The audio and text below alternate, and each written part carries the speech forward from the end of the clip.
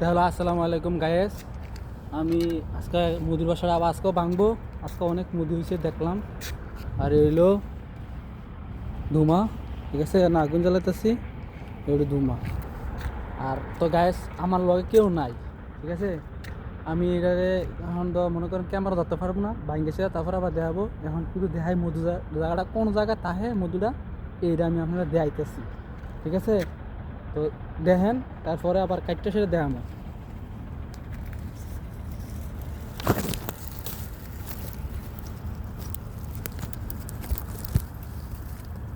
এলো মধুর হয়েছে আপনার উপরে, ঠিক আছে।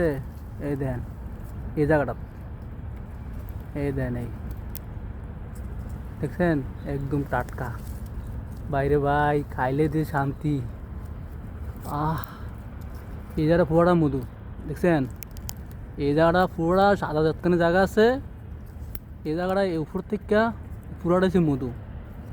এখন আমি এই জায়গা কাটতাম, এই পুরোটা মধু, ঠিক আছে। আমি এখন ছুরিটা দিয়া কাটতাম, দোয়া করেন কামড় খাইলে খাম, তারপর মধু খামু। এটা হলো ধুমাটা, ঠিক আছে। এই বাড়িতে লং কাটতে তো আমি পরে পরে আবার কাটতেছি না, ভিডিওটা আবার পরে দেখাইতেছি। এখন তো লগে কেউ নাই, এদের কেউ নাই, লগে কেউ নাই। আমি কেউ রাঁধছি না, লগে দুটো ইন্ডিয়া আছে, একটা বাঙ্গেল আছে, এটি ডরায়। তখন আমি কামড় যদি খাই তারপর আমি মধু খাবো। আমার মধুর লোভ হয়েছে বড় লোভ।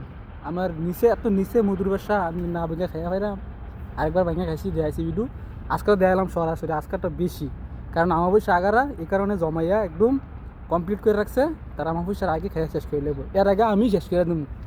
তো গায়েস সাথে থাকেন।